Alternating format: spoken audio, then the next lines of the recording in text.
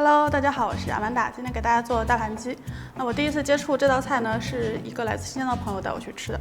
当时我们就2个人去了一家小馆，他就点了这一道菜，我就质疑他说一个菜是不是不够我们2个人吃？他说你放心，肯定够。后来我们就吃完这道菜，其实根本吃不完，大概只吃了一半左右。我们2个就是扶墙出的，因为传统的大盘鸡真的超级大一盘。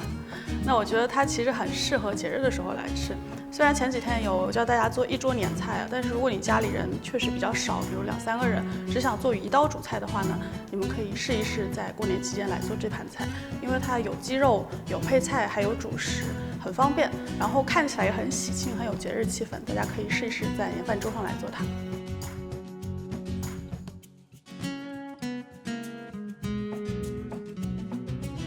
首先我们来和个面，中筋面粉150克，1克盐。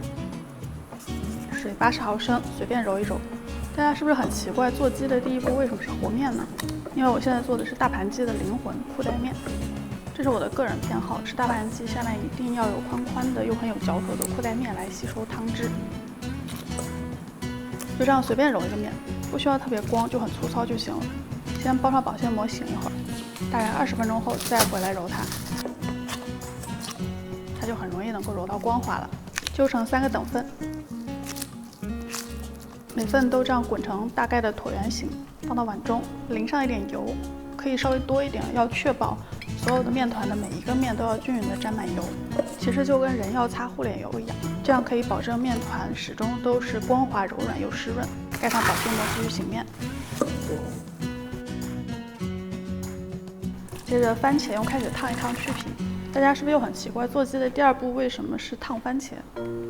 这还是我的个人偏好，我很喜欢把番茄作为一个隐藏食材放在大盘鸡里，随便的切个块儿。去过皮的土豆随便切滚刀块，白洋葱也随便切块，青椒随便切成滚刀块，姜切成片，蒜头去皮。接着终于轮到鸡了，做大盘鸡我喜欢用不老的鸡，就不是炖汤那种老母鸡，年轻一点的，肉会嫩一些，也是随便的分解成大块就好。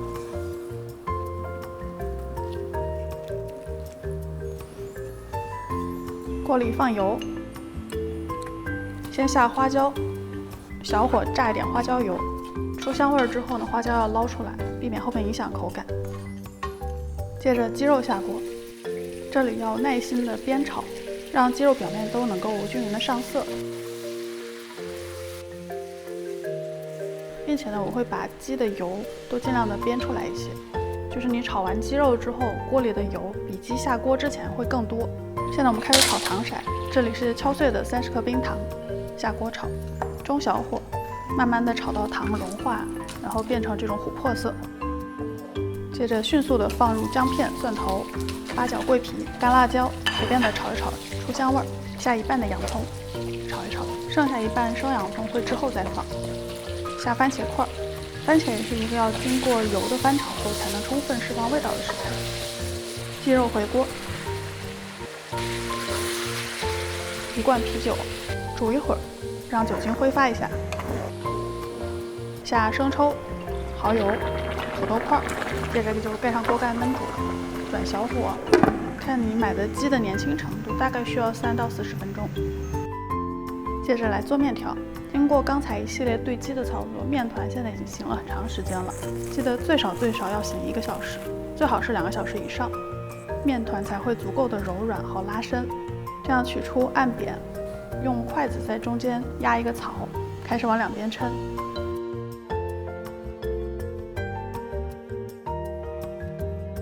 边抻呢边在案板上拍打一下，用手这样捋一遍，尽量让它厚薄均匀，要轻一点，别太使劲把它扯断了。其实它跟我之前做的油泼扯面非常类似，基本上是同一种东西，但你也可以叫它皮带面或者裤带面。然后就中间刚刚压过的地方可以自然的撕开，一头扯断，一头不扯，这样它就会变成一根超长的面条。在你3根面条都做好的时候，鸡肉应该差不多足够软烂了。大家要掌握一下这个时间的统筹规划哦。煮过的香料和姜片之类的捞一捞，在已经煮软的鸡肉里头，最后加点盐调味。下刚没下完的一半洋葱、青椒块、大火收下汁，注意不要收太干，因为一会儿你要浇到面条上的，一定要有足够的汤汁，就差不多这个程度。如果你的时间规划的足够好呢，正好面条出锅的时候，鸡肉也就收汁完成。烧一大锅水，旁边的面条下锅煮，面条非常快，只需要煮1-2分钟就好。旁边鸡肉的汁差不多也收好了。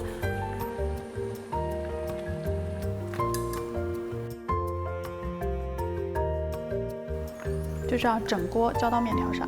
现在大家应该可以感受到这个大盘鸡到底有多大了吧？做法其实真的很简单，但里头有特别多的小巧思。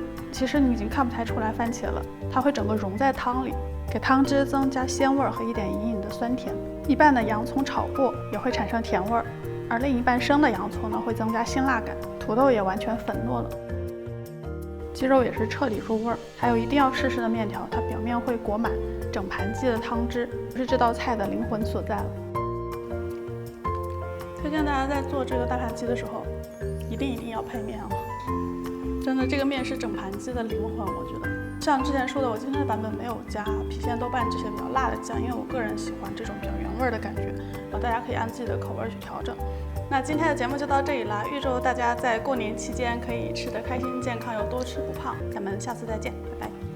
YouTube 的观众们，如果你们还想看我做什么菜，请在评论区给我留言。喜欢我的节目或者喜欢我本人，不要忘记点这里订阅我的频道，每周都会更新。咱们下周再见了，拜拜。